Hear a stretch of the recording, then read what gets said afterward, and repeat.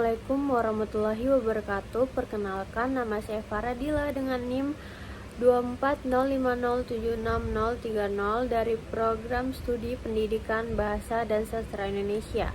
Hari ini saya akan mengulas kembali materi kuliah tamu mengenai sastra horor dalam berbagai perspektif yang disampaikan oleh Dr. Dwi Sulistiorini, SSM HUM dari Fakultas Sastra Universitas Negeri Malang. Baik, langsung saja kita mulai pemaparan materinya. Baik, yang pertama, apa sih itu sastra horor? Jadi sastra horor merupakan genre fiksi yang membangkitkan emosi negatif pembaca seperti rasa takut, cemas, ngeri, dan teror yang bertujuan untuk menciptakan suasana yang mencekam, menakutkan, dan memicu pengalaman yang mengganggu secara emosional. Poin sentral dalam sastra horor meliputi yang pertama yaitu keberadaan ancaman atau unsur supranatural. Kemudian yang kedua ketegangan dan misteri dalam alur. Yang ketiga yaitu latar suram dan terpencil. Serta yang terakhir yaitu eksplorasi ketakutan manusia terhadap hal-hal yang tidak diketahui. Sastra horor berakar dari cerita rakyat dan mitos kuno yang disebarkan secara lisan. Genre ini kemudian berkembang menjadi gotik pada abad ke-18 yang menjadi titik awal sastra horor modern dengan fokus pada kastil suram dan suasana gelap. Pada era Victoria pada abad ke-19, sastra horor berperan sebagai kritik sosial, dan pada era modern serta kontemporer, genre ini menekankan aspek psikologis manusia. Klasifikasi subgenre sastra horor meliputi yang pertama yaitu gotik, yaitu suasana tua dan misterius. Kemudian supranatural yaitu ada hantu, vampir, dan makhluk gaib. Kemudian psikologis yaitu mencakup kegilaan dan paranoia. Kemudian body horror yaitu seperti mutasi tubuh atau penyimpangan fisik. Dan yang terakhir salser dan survival yaitu pembunuhan berantai dan pertarungan hidup. Menurut Walk dan Warren 2014, karya digolongkan sebagai gotik karena memuat narasi seperti kastil rusak, horor Katolik Roma, misteri, serta suasana tegang yang menimbulkan kesenangan estetik. Dalam perspektif psikologis, mengapa pembaca menikmati horor? Yang pertama yaitu pelepasan adrenalin. Jadi pembaca menikmati rasa takut karena bisa mengalami sensasi bahaya dalam situasi yang aman. Kemudian yang kedua katarsis emosional, yaitu rasa takut yang membantu melepaskan tekanan dan kecemasan dari kehidupan nyata. Yang ketiga eksplorasi sisi gelap, yaitu sastra horor menjadi wadah untuk menjelajahi kematian, tabu, dan sisi gelap manusia. Yang terakhir yaitu teori excitation transfer.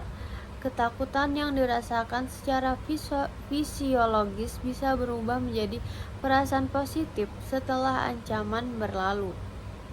Dalam perspektif sosiologis dan budaya, sastra horor juga berfungsi sebagai refleksi ketakutan kolektif masyarakat, seperti ketakutan terhadap pandemi, perang, dan ketidaksetaraan sosial.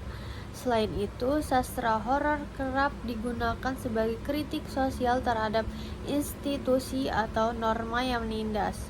Dalam konteks horor lokal, cerita-cerita seperti leak, pocong, atau kuyang menampilkan kepercayaan spiritual masyarakat dan hubungan manusia dengan alam gaib. Kemudian kajian sosial budaya dan arketipe. Contoh karya seperti kumpulan Budak Setan dibedah dari latar sosial budaya Indonesia yang menampilkan tema arwah penasaran, pembunuhan, benda gaib seperti jimat, susuk, serta motif sosial seperti dendam dan seksualitas. Menurut Nurmilah Fadilah, melalui pendekatan sosiologi, benda-benda gaib seperti susuk dan pelet dianggap berpengaruh terhadap kehidupan sosial dan norma masyarakat, mencerminkan keyakinan dan kekuatan supranatural. Dalam struktur arketipe pada cerita Kuyang Samarinda ditemukan yang pertama yaitu arketipe karakter seperti The Trickster yaitu wanita kuyang, kemudian arketipe situasi atau good versus evil yaitu kematian, sihir, dan yang terakhir arketipe simbol yaitu darah sebagai kehidupan dan pohon sebagai perlindungan atau tempat ritual. Sastra horor juga hadir dalam ritual budaya seperti larung sesaji dan perang ketupat yang menunjukkan peran sastra dalam merekam praktik budaya lokal. Kemudian pergeseran dan pemanfaatan sastra pada abad ke-19. Klasifikasi sastra bergeser dari sekedar bentuk menuju aliran dan pendekatan multidisiplin seperti romantisme, gotik hingga feminisme.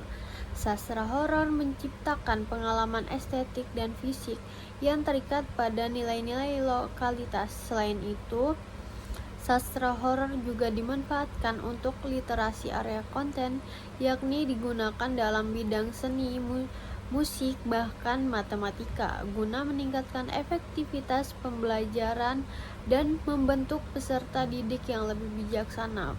Budaya daerah seperti kisah Dewi Sri juga dapat menjadi inspirasi dalam menulis puisi dan memperkaya kreativitas sastra. Baik, kesimpulannya yaitu sastra horor tidak hanya berfungsi sebagai hiburan yang menakutkan, tetapi juga sebagai media refleksi psikologis, sosial, dan budaya. Melalui rasa takut, sastra horor membuka ruang untuk memahami sisi terdalam manusia, ketegangan sosial, serta nilai-nilai budaya yang hidup di masyarakat. Baik, sekian dari ulasan paparan materi sastra horor dalam berbagai perspektif. Semoga bermanfaat. Sekian, terima kasih. Wassalamualaikum warahmatullahi wabarakatuh.